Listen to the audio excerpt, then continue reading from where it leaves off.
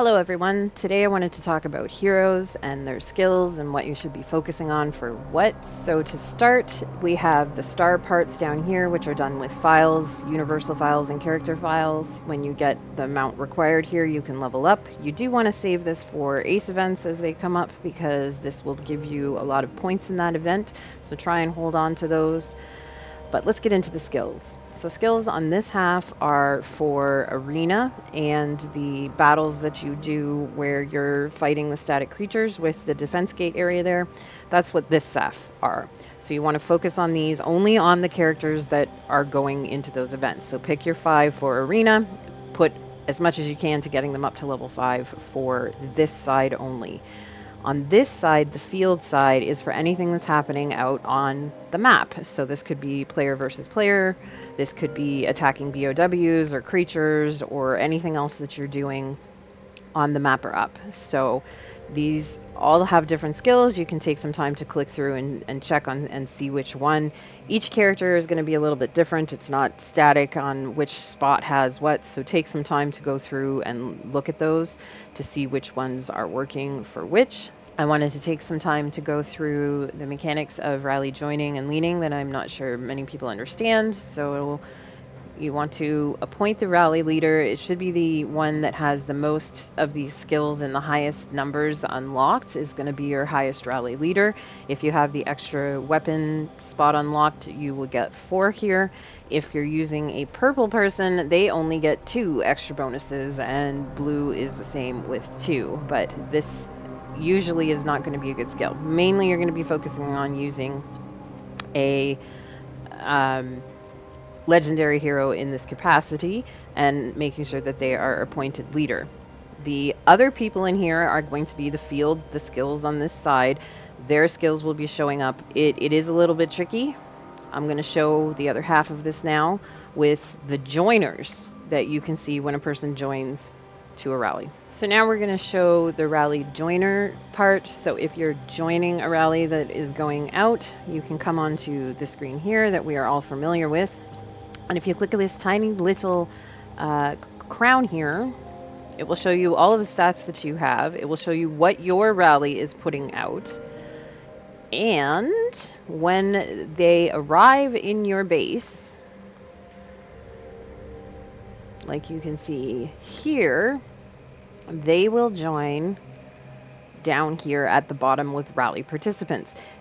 The joiner will be the rally leader of the squad that joins with the highest skill in this spot, and it's supposed to move them to the top 4 spots, but it doesn't always necessarily work. There you go. So it will put them, the rally participants who are joining, and you want to have a person who is doing damage in this spot as opposed to reducing damage for most instances. So that's why the people that you want in your rally joiner squad are people that are doing more damage. So this one here is decreasing 100% of the damage being sent out. This one is reducing damage by 20%, which isn't helpful if we're going on the attack for something. It might be helpful in certain circumstances. So you want to spend some time going through and doing that. So for example, here I'm able to join the rally. I want to make sure that my rally leader is the one that is doing attack or damage, like Robert here.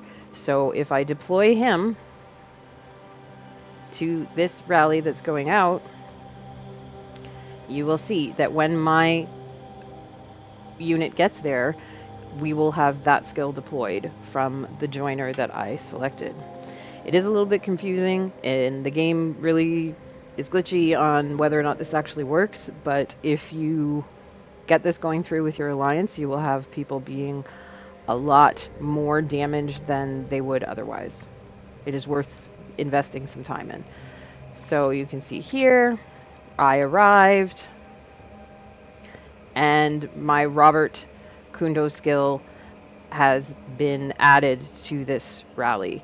So it is worthwhile to go through and play around with these mechanics a little bit. They're confusing at first, they don't really make sense, but you can see that I am still in here. This one has got reduced damage, and this is HP. So not necessarily the best things if we're trying to attack, and you would see that these stats up here do change based off of the people that join the rally. So again, it's a little kind of hidden mechanic, but if you take the time to figure out who the top rally joiners of your group is going to be, it's going to be Becca, who's doing damage, it's going to be Robert, it's going to be Tyrell, equally has a skill that does damage in the first spot. So you want to make sure that you're leveling these skills up before you're leveling up something down here in a lot of instances.